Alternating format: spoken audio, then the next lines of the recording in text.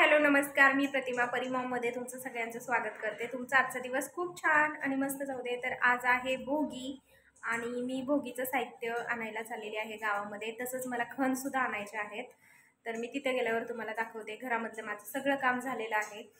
परी स्कूलला गेलेले आहे, तिचा टिफिन वगैरे झाला, घरातले कपडे भांडी फरशी सगळं झालेलं आहे आणि आता मी निघालेले आहे बाहेर। तर बाहेर गेल्यानंतर दाखवते तुम्हाला।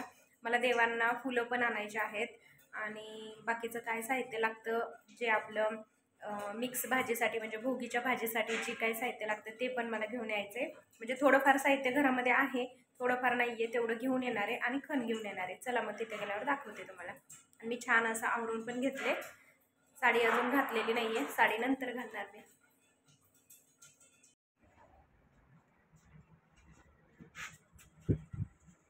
स्नेहा संतोष आलं का?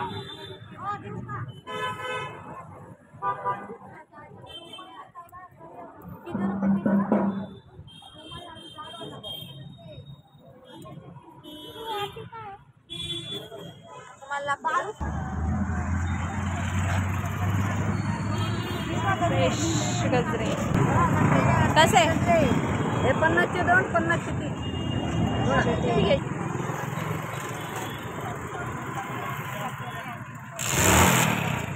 हुरडा कसा आहे? हुरडा आणि हे ओंब्या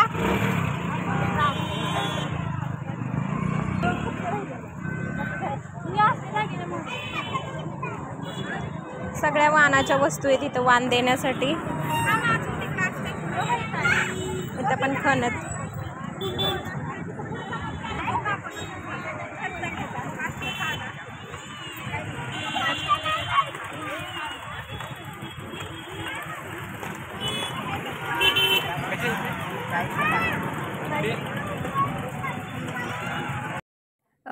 काही भागांमध्ये संक्रांतीला लाखाच्या बांगड्या घातल्या जातात, तर त्या मी दाखवते तुम्हाला। खूप साऱ्या लाखाच्या बांगड्या होत्या, इतक्या छान छान होत्या ना, मला घ्याव्या वाटत होत्या। तर जसं की तुम्ही पाहिलंच, मी आता बाजारामध्ये गेले होते, तर मला जेवढं साहित्य लागते तेवढं घेऊन आले आणि मी काय काय साहित्य आणले ते दाखवते मी तुम्हाला। चला तर मग। तर इथं मी खण आणलेले आहेत। हळदी कुंकू लावूनच घेऊन यावं लागतं, त्याच्यामुळे मग मी हळदी कुंकू लावून खण घेऊन आले। त्याच्यानंतर हे मी रेडीमेडच घेऊन आले, कारण रेडीमेड भेटतं आमच्या इकडे।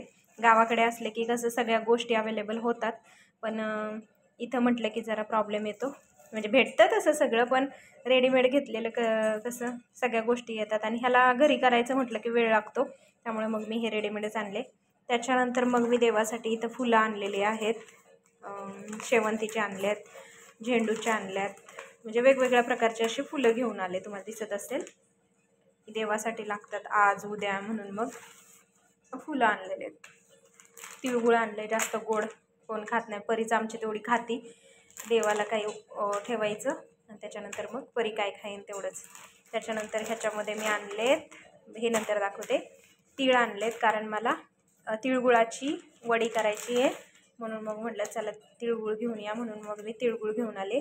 त्यानंतर घेवड्याच्या शेंगा पण मला जरा कमी होत्या घरामध्ये, म्हणून मग घेवड्याच्या शेंगा आणलेल्या आहेत। खूप महाग आहेत बाबा, सगळं साहित्य इतकं महाग आहे ना, सणामुळे सगळं साहित्य महाग मिळतं। आणि गजरे एवढे भारी भेटले ना मला, तुम्ही बघू शकताय। मी गजरे दाखवले तुम्हाला, वेगवेगळ्या प्रकारचे होते, पण मी हा गजरा आणलाय। तर हे एवढा गजरा म्हणजे 4 हात 50 रुपयाचे, 50चे 3 म्हणत होती, पण मी 50चे 4 घेतलेत।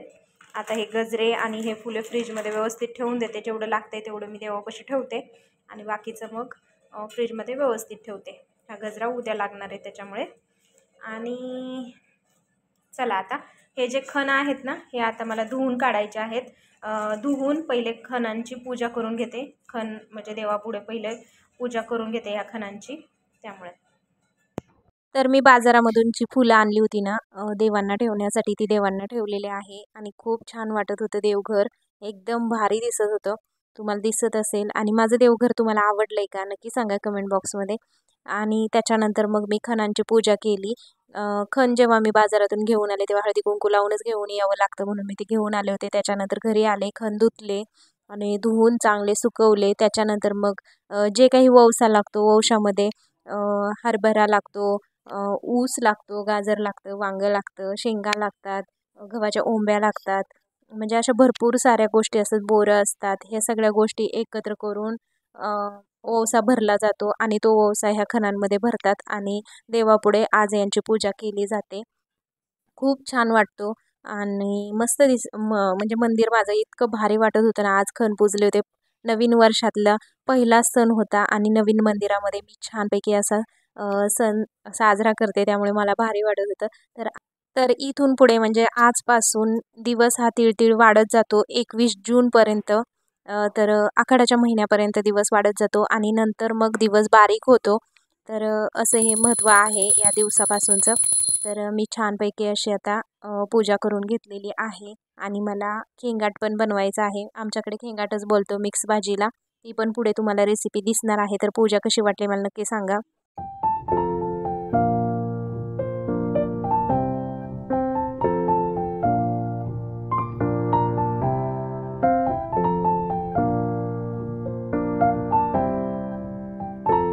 तर आता मी बनवते भोगीची भाजी, म्हणजेच मिक्स भाजी. कोणी कोणी त्याला खेंगाट पण बोलतं, कोणी कोणी सोलाण्याची भाजीसुद्धा बोलतं. तर आज मी खेंगाट बनवणार आहे. आमच्या इकडे खेंगाटच बोलतात त्याला. तर आता मी ती रेसिपी तुमच्यासोबत शेअर करणार आहे. तर मी काय काय साहित्य घेतले ते पण मी तुम्हाला दाखवते आणि चला तर मग. तर मिक्स भाजी बनवण्यासाठी किंवा मग खेंगाट बनवण्यासाठी मी साहित्य काय काय घेतले ते दाखवते तुम्हाला. तर घेवड्याची शेंग घेतली आहे, परत ह्याच्यामध्येच वालपापडीसुद्धा आहे आणि पावट्याच्या बियासुद्धा ह्याच्यामध्येच टाकलेल्या आहेत मी. पावट्याच्या काही शेंगा होत्या तर ते सगळे एकत्र केले आहे मी.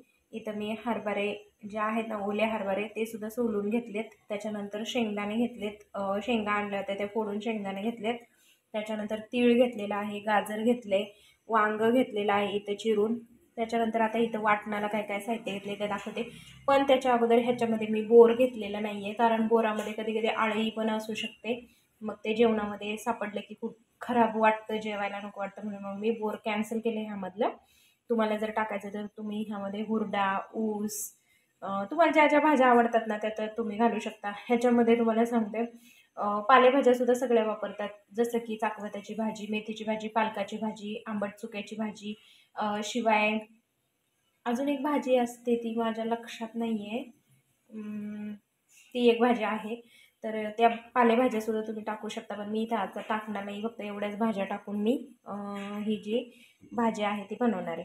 त्यासाठी वाटण काय काय लागते ते दाखवते. इथं घेतलेले आहे कोथिंबीर, तीळ भाजून घेतलेले आहेत, खोबरं भाजून घेतले, कांदा भाजून घेतला आहे, शेंगदाणे भाजून घेतलेले आहेत आणि ही आलं लसूण पेस्ट मी घरीच करून ठेवते, त्यामुळे ही आलं लसूण पेस्टसुद्धा मी वाटणामध्ये वापरणार आहे.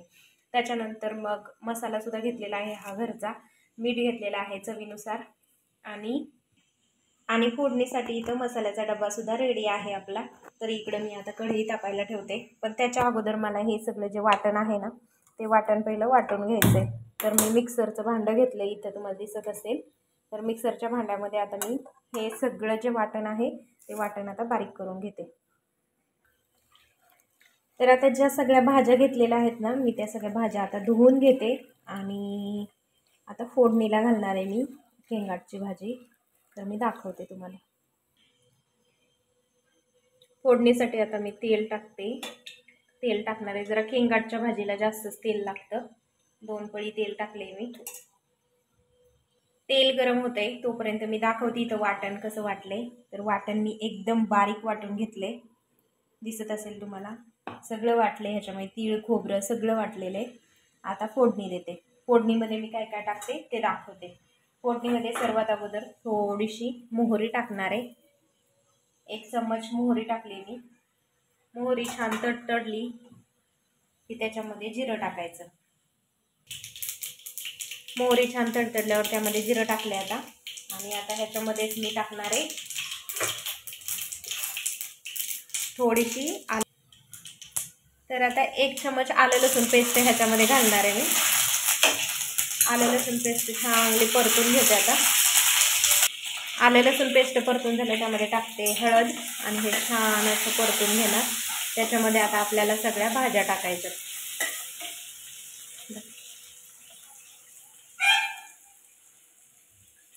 तर आता ह्या सगळ्या भाज्या ह्या तेलामध्ये टाकून घेते.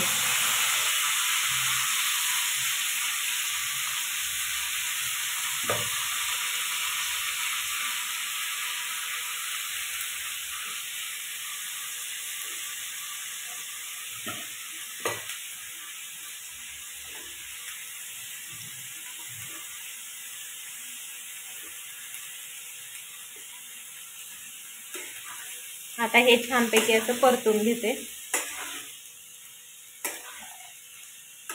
मस्त हळदीमध्ये आलं लसूण पेस्ट आणि तेलामध्ये हे छान सगळ्या भाज्या आपल्याला परतून घ्यायच्यात. हे चांगलं असं परतून घेणार आहे मी.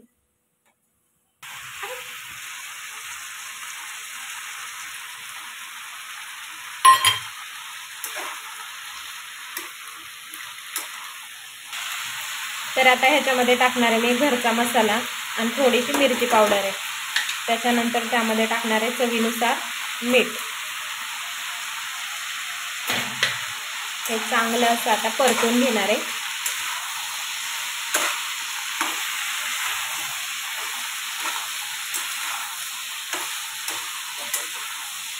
आता ह्याच्यामध्ये आपल्याला वाटलेलं वाटण पण मिक्स करायचं आहे. तर आता ह्याच्यामध्ये मी वाटण मिक्स करते.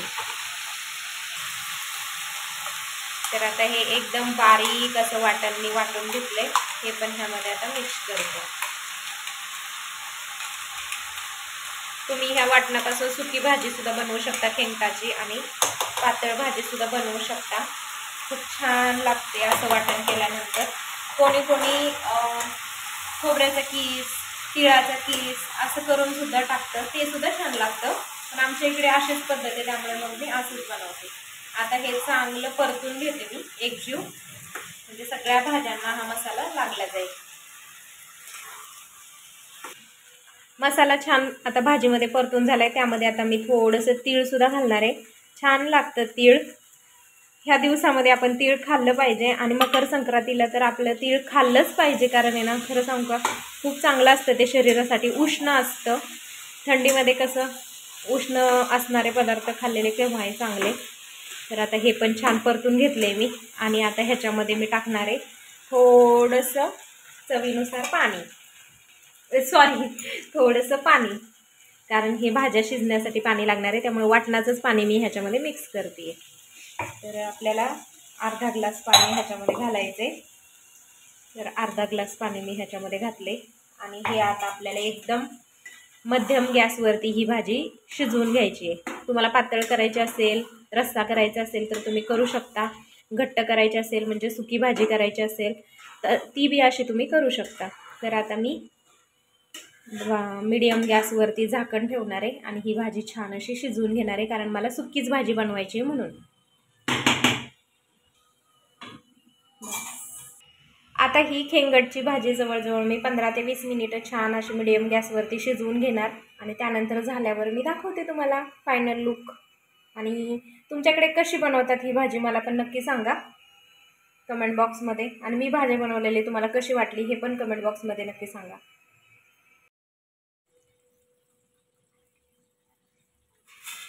मध्ये मध्ये आपण असं भाजी हलवत सुद्धा राहायची आहे, कारण खाली तळाला चिटकू नये म्हणून. भाजीचं स्मेल तर असला भारी येते ना, एक नंबर येते. ही भाजी कशीही केली ना तरी एक नंबर भाजी लागते ही. तर भाजी शिजत आलेली आहे आपली. अजून थोडीशी 5 मिनिट ठेवणार, त्यानंतर मग गॅस बंद करून टाकणार. भाजी झाल्यावर आता पूर्ण दाखवते मी तुम्हाला. तर आता मी तीळ लावून बाजरीची भाकरी करणार आहे. बाजरीची भाकरी चांगली असते खायला, त्याच्यामुळे मग बाजरीची भाकरी करणार आहे. तीळ लावून चांगले वाटते म्हणून मग आता मी बाजरीचं पीठ मळायला घेतलेले. तर मी भाकरी कशी बनवते ते दाखवते.